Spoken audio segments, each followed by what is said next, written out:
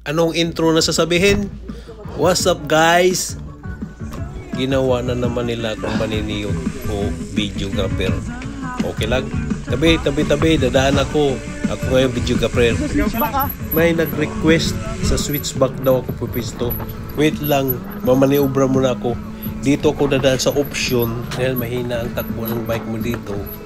Tsaka may switchback. Diyan ako pupisto. Diyan banda. Bandang gitna sa steep at saka option dito banda. Pahinga ka muna dyan, Yuki. Look! Ang ganda ng dito view. Lang. Kaya dito ako nag-decide na dito ako tatayo. Labas muna natin ang pangmalakasan nating instrumento. Labas muna natin yung pangmalakasan nating instrumento. Kasi hanapin natin at ito lang, cellphone lang. Hindi naman tayo pro. As long na makapag-video ka, hanapin natin cinematic mode. Wait, para muna Bluetooth. Para maka-concentrate naman tayo. Kaya ang sasabihin ko, Okay. sa totoo lang mga kalusong, hinihingal ako mula pa sa truck head. Kaso lang wala kang magagawa. Auto siya ni manager. Kaya chill lang. Bababa na yun sila. In a second, dadating na sila. Ganda naman po Manila guys, para mga pro. Yan ang nauna si Mark Rabaya. Sinundan ni Raymond Villacorte. BMX radical din yan. Nasunod naman si Larry Cristobal. Sinundan ni Bonbon Amador. At ang sunod naman si Carlo.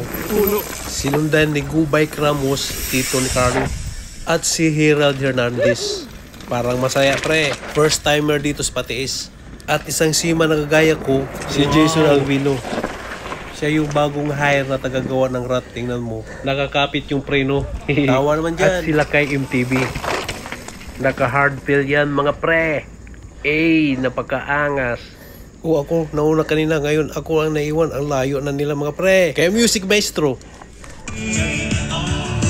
Connect naman tayo ulit sa Bluetooth para hindi naman tayo mapapagod. May kasabihan, di bali mabagal, basta may music. Alam mo na, lalo na kay Damio Music. Gaganahan ka talaga maglusong mga pre.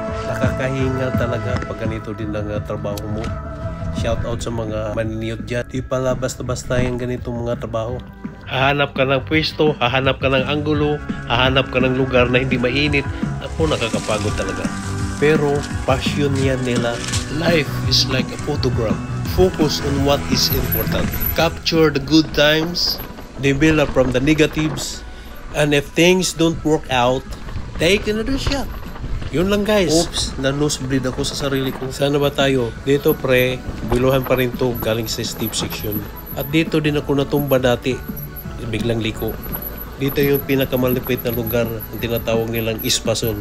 Bakit Ispasol? Dahil i-ispasolin ka talaga dito pag naman off-camber ka. Buti na lang sinara at mayroong isang bagong daan. Ito lang bagong pag-aralan natin. Mag-modulate ka lang ng preno, tapos dun sa dulo mayroong berm. Catch berm mo lang. Gaya nito. Wait, tingnan mo, sinipa yung berm.